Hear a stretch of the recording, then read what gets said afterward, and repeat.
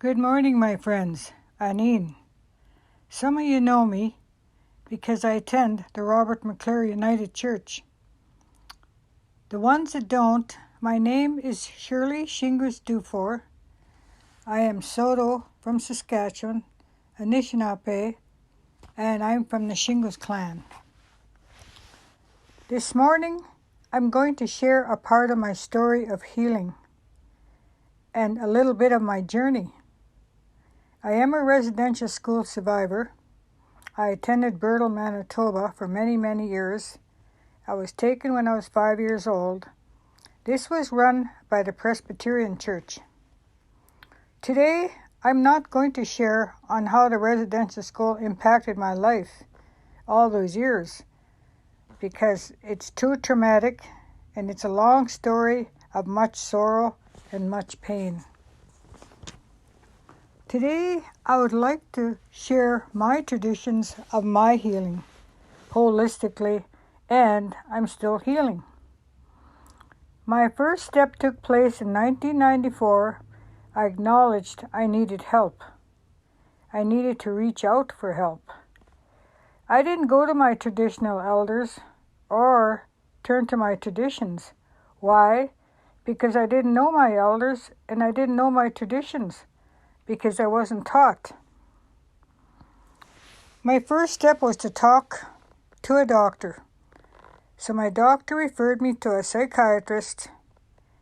I also had counseling with psychologists, wonderful therapists, pastors, teachers, professors, doctors, and friends, and many, many other healers.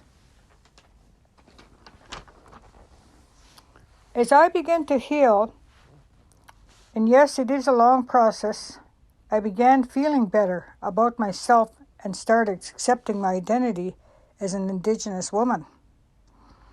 I always knew, but I was ashamed of my identity. I was taught to be ashamed of who I was. Well, that's the effects of the residential school. As years went on, I began to learn my culture, my traditions, and some of my language. And I did that by taking in Indigenous functions, by reading movies, talking to elders. I'm not ashamed to tell my story.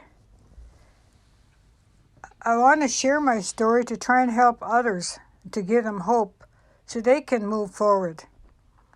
It doesn't mean we are not going to have pain and grief, but we can still move forward with the help of healers.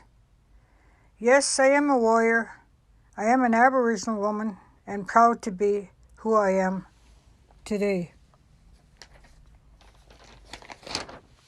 I had to take many risks. Yes, to share all my confidential information, dealing with my addictions, dealing with my lifestyle, dealing with trauma, dealing with anxiety, depression. I needed to heal. I needed help. So I took that risk. So I reached out to healers. I needed guidance. I needed acceptance. I needed care and hope. I needed someone to hear my stories and hear my grief. I also needed to talk to somebody about my identity and accept who I was. These healers helped me survive and walked with me on my journey and are still walking with me. Most of all, I'd really like to thank my Creator for leading me to these healers. If it wasn't for them, I wouldn't be here to tell part of my story and my journey. I'm so thankful there are individuals out there willing to help. People just need to reach out. There is help out there. We need to take that step of risk. Barriers need to come down to be able to trust and heal. I'm aware of our Indigenous elders and our healers, which are also there to help our people to be able to heal and move forward. I would also like to say I needed to forgive myself